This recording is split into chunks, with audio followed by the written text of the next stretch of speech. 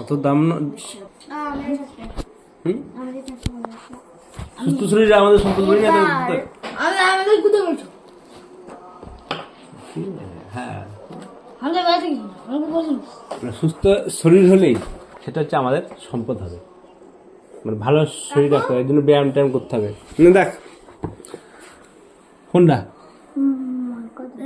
মেনে চলা হয়। এবার জেমস বুঝলো, কাকার স্বাস্থ্য তার সম্পদ। আর তুই দেখ, প্রভা ক্লাস 5-এর ছাত্রী, ওর দিদি মিনা 8-এ পড়ে। হঠাৎ তার বিয়ে একটা সম্বন্ধ এলো। এইটা কি অবস্থা দেখ, 8-এ পড়ে, তাই হঠাৎ একটা বিয়ের সম্বন্ধ এলো।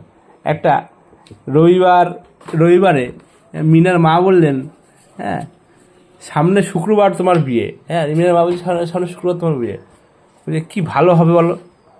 হ্যাঁ, মিনা অবাক হয়ে বললো, কি বলছে সে আবার কি, 18 বছর বয়স না হলে কি মেয়েদের বিয়ে হয় নাকি? হ্যাঁ, মিনা বলছে। মা ঝাঁঝিয়ে উঠলো, ওসব বাদ দাও, তখন যদি ভালো পাত্র পাওয়া না যায় তখন। হ্যাঁ, এখন ভালো পাত্র পেয়েছি, এখন তাহলে বিয়ে করে নে। হ্যাঁ, মিনা মাকে আর কিছু বললো না, প্রভাকে সব বলল। শেষে বলল, আমি এখন কিছুতেই বিয়ে করব না। প্রভা বলল, বাবা রাগ করবে, মারতেও পারে। বললো যে বাবা রাগ করে মারতেও পারে। মিনা বলল, মারলে মারবে, কিন্তু বিয়ে আমি করব না। সোমবার এই স্কুলে গিয়ে বড়দিকে মিনা সব বলল। সঙ্গে গেল হচ্ছে কে না, প্রভা আর তার বন্ধু রাবেয়া। বড়দি প্রভাকে বললেন, হাতে সময় কম, তোমার বাড়ির লোক দিদিকে হয়তো কাল থেকে স্কুলে আসতে দেবেন না। বাড়িতে কি ঘটে আমাকে জানিও। রাবেয়া বলল, ওকেও যদি আসতে না দেয় আমি সব জানাবো। তারপর বড়দি স্থানীয় সমষ্টি উন্নয়ন আধিকারিক বা বিডিওকে ফোন করলেন। বুঝেছিস, স্থানীয় সমষ্টি উন্নয়ন আধিকারিককে কি বলে না, বিডিও বলে। ফোন থানায় জানালেন। মিনা বাড়িতে ফিরে শান্তভাবে বলল, মা আমি এখন বিয়ে করব না, বিয়ের কেনাকাটা বন্ধ করো। হ্যাঁ, মা উত্তরে মা বললেন, কাল থেকে আমরা আর স্কুলে যেতে হবে না। বলছে কাল থেকে, ওর উত্তরে মা কি বললো, কাল থেকে স্কুলে আর যেতে হবে না। আত্মীয় কাল থেকেই আসবেন, আত্মীয়রা সব কালকে থেকেই আসবেন। মঙ্গলবারে প্রভা আর রাবেয়া স্কুলে গেল। বড়দিকে প্রভা বলল, হ্যাঁ দিদিকে মা স্কুলে আসতে বারণ করেছে। বড়দি সব বুঝলেন, বলল আচ্ছা আমি দেখছি, তুমি ক্লাসে যাও তো, তারপর দেখছি কি করা যায়। বুধবার দুপুরে মিনাদের বাড়িতে স্থানীয় যুগ্ম সমষ্টি উন্নয়ন আধিকারিক মানে জয়েন্ট ভিডিও এলো। মানে ভিডিওর নিচে হচ্ছে জয়েন্ট ভিডিও, বুঝতে পেরেছিস? আর থানার দারোগাবাবু এলেন। মিনাকে আর বাড়ির বড়দের ডাকলেন। মিনার মা সব সত্যি কথা বললেন। হয়তো উনি অন্তর থেকে বিয়েটা চাইছিলেন না। অন্তর থেকে বিয়েটা চাইছিলেন না, কিন্তু তবুও দিচ্ছিল। কেন কেন দিচ্ছিল? মা অন্তর থেকে তো চাইছে না, কিন্তু কেন দিচ্ছিল বল? ভালো পাত্র পেয়েছে। হ্যাঁ, যদি ভালো পাত্র না পাওয়া যায়, হ্যাঁ ধর পরে এমন পাত্র পেল যে কোনো কাজের না আর কি, সেরকম ধর মাতাল ফাতাল বা সেরকম কাজকর্ম করে না, এখন হয়তো ভালো হয়তো কাজ একটা কিছু একটা করে, চাকরি করে, চাকরি না হলে এমনি ধর কাজ করে, আর কি ভালো পাত্র হয়েছে, বিয়েটা দিয়ে দিতে হবে। বাচ্চা মেয়ে হোক যাই হোক বিয়ে দিতে হবে। এর জন্য ওর মাও চাইছিল না আর কি, বুঝতে পেরেছিস ব্যাপারটা? বুঝতে পেরেছিস? তাহলে কি না, যুগ্ম ষষ্ঠ অধিকারী যে উন্নয়ন আধিকারিক বললেন, এ বিয়ে বেআইনি, এটা বেআইনি বিয়ে। এই 8 বছর, এই 8-এ পরে এই মেয়েকে বিয়ে দেওয়া যাবে না। 13-14 বছর বয়স হবে হয়তো। হ্যাঁ, বিয়ের সব ব্যবস্থা বন্ধ করুন। নাবালিকার বিয়ে দেওয়া যেমন অপরাধ, আইনত অপরাধ, তেমনি কারো অমতে বিয়ে দেওয়াও অন্যায়। মানে মেয়েটা তো মত নাই, সেই হিসাব আপনারা দুটো অন্যায় করেছিলেন। হ্যাঁ, সেই হিসাবে আপনারা দুটো অন্যায় করেছেন। মানে একটা হচ্ছে গিয়ে অল্প বয়স বিধা স্বাস্থ্যের, আর এটা হচ্ছে চেষ্টা। বুঝতে পেরেছি? জলপ্রবেশ বিয়ে দেওয়া, আর একটা হচ্ছে অমত বিয়ে দেওয়া। মানে আমার অমত নাই বিয়েতে, আমাকে যদি জোর করে বিয়ে দেয়, এটা অমত। মত, হ্যাঁ মত আছে, মত। মানে তোর ধর মত নাই, তাও তোকে জোর করে ধর বিয়ে দিচ্ছে, বুঝেছিস ব্যাপারটা? সেই হিসেবে আপনারা দুটো অন্যায় করেছেন। আর হ্যাঁ, এই পড়াগুলো তোকে দিয়েছে, ভালো করেছে। কেন বলতো? কারণ এখন থেকে মেয়েদেরকে জানানো উচিত ব্যাপারটা, যে এই ব্যাপার। স্কুল ভর্তি হয়েছি তখন এখন একটা অনুষ্ঠান করেছিল, হ্যাঁ বিয়ে দিচ্ছিল, পুলিশ এসেছিল। পুলিশ এসেছিল?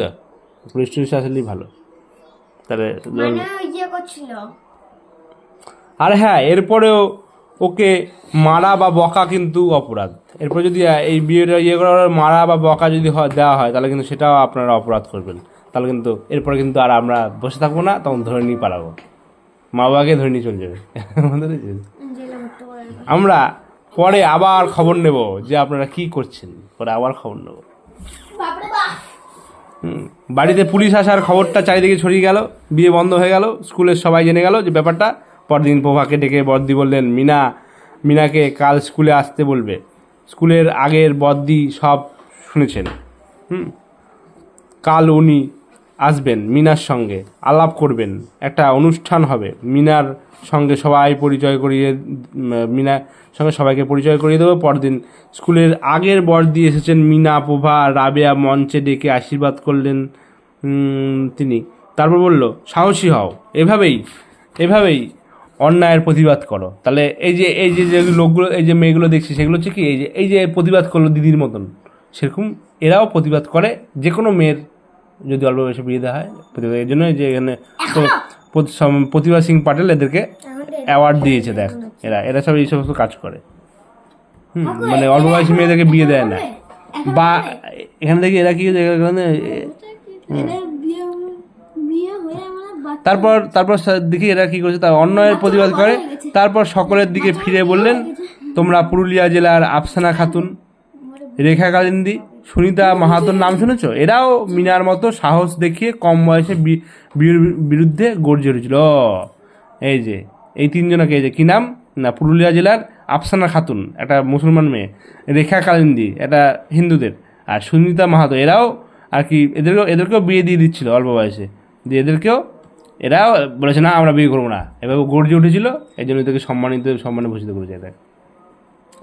হ্যাঁ, এই জন্য ওদের রাষ্ট্রপতি ভবনে ডেকে ভারতের রাষ্ট্রপতি 2009 সালে 14 মে তারিখে শুভেচ্ছা জানান, যে এরা করেছে পুরুলিয়া জেলা, মানে আমাদের এখানকারতে। হ্যাঁ, মানে করেছে না, এরা বিয়ে করে না, এরা পড়াশোনা করার জন্য বিয়ে করে নাই। ঠিক আছে, 14 মে তারিখে শুভেচ্ছা জানান। অনুষ্ঠানের একেবারে শেষে স্কুলের বর্দি বললেন যে বাল্যবিবাহের বিরুদ্ধে রেখা, আফসানা এবং সুনিতা যে লড়াইয়ের উৎসাহ দিতেই রাষ্ট্রপতি তাদের শুভেচ্ছা জানিয়েছিলেন।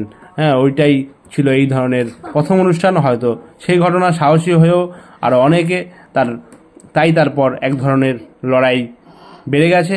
রেখা, আফসানা, সুনিতা এবং তাদের বয়সী আরও অনেকে শিশুদের অধিকার রক্ষা আন্দোলনের কর্মী হয়ে কাজ করেছে। 2011 সালের 7ই ডিসেম্বর, 2011 সালের 7ই ডিসেম্বর তারিখে রাষ্ট্রপতি ভবনে রাষ্ট্রপতি ভবনে এই ধরনের কাজের জন্য আবার তারা ডাক পায়, রেখা, আফসানা, সুনিতা। এবার তাদের সঙ্গে বিনা কালিন্দী, এই যে এরা রয়েছে, দেখ এরাও আর কি বিয়ের বিরুদ্ধে গর্জে উঠেছিল। বিনা কালিন্দী, সঙ্গীতা বাউরি, মুক্তি মাঝিও ডাক পায়। এই যে এগুলো সব এখানে আর রয়েছে। মুক্তি মাঝি, রাষ্ট্রপতি তাদের সাহসিকতার জন্য শুভেচ্ছা জানায়। মানে এরা এদের বিয়ে দিয়ে দিচ্ছিল লুকিয়ে, মানে মানে কি এরা গিয়ে হয়তো থানাতে জানিয়েছে, যেমন জানায় বিডিও অফিসে, বা যদি হয় তাহলে এসডি অফিসে জানাতে হবে। শহরের যদি হয় তাহলে জানিয়েছে, দিয়ে তারপর বিয়েটা হয়তো বন্ধ হয়ে গেছে। দিয়ে এটা জানাজানি হয়েছে, এই প্রতিভা সিং পাটেল জেনেছিল, দিয়ে তারপরে এদেরকেও সম্মানে ভূষিত করেছিল, এখন এদেরকেও করেছে। দিয়ে একসাথে সবাইকে ডেকে দেখো মানে করেছে। হ্যাঁ, সাহসিকতার জন্য শুভেচ্ছা জানান আরও অনেকে, যারা শিশুশ্রম ও বাল্যবিবাহের বিরুদ্ধে সফল আন্দোলন করেছে ও করছে এখনো পর্যন্ত, এখনো বিয়ে হচ্ছে তো। তাদের অনেকেই বিভিন্ন জনের কাছে সাহস ও বুদ্ধির স্বীকৃতি পেয়েছে। অন্যান্য জেলায় এমন অনেকে আছে যে বাঁকুড়া, বীরভূম, মুর্শিদাবাদ, মালদহ, কোচবিহার এমন ঘটনার কথা তোমরা নিশ্চয়ই খবরের কাগজে পড়েছো। তবে স্বীকৃতিটাই বড় নয়, অন্যায় দেখলে সবসময় তাদের প্রতিবাদ করবে। অন্যায় দেখলে কারো বাড়িতে বাল্যবিবাহের সম্ভাবনা দেখলেই স্কুলে জানাবে। আমরা নানাভাবে বাড়ির লোকেদের বোঝাবো, দেখব যাতে আজ এই ভুল করেছেন পরে তারাই বাল্যবিবাহের বিরুদ্ধে মেয়েদের শিক্ষার পক্ষে প্রচার করবেন। আজ যারা ভুল করেছে, এই বিয়ে দেওয়ার জন্য উঠে পড়ে লেগেছে, তারাই পরে দেখছে না অল্প বয়সে তো বিয়ে দেওয়া যাবে না, এই বাল্যবিবাহের জন্য হচ্ছে কি বিরুদ্ধে মেয়েদের শিক্ষার পক্ষে মেয়েদের শিক্ষা দেওয়া উচিত। কারণ একটা সমাজে যদি মেয়েরা যদি শিক্ষিত না হয় তাহলে সেই সমাজটা কখনো এগিয়ে যেতে পারে না। বুঝতে পেরেছিস? এর জন্য মেয়েদের শিক্ষার প্রয়োজন খুবই উচিত। শিক্ষার পক্ষে প্রচার করতে হবে। সুনিতা মাহাতোর গ্রাম এবং উদাহরণ, সেখানকার নেতৃস্থানীয় লোকেরাও এখন বাল্যবিবাহের বিরুদ্ধে এবং মেয়েদের শিক্ষার পক্ষে প্রচার করছেন। ঠিক আছে, তাহলে হয়ে গেল পড়া। বেশ।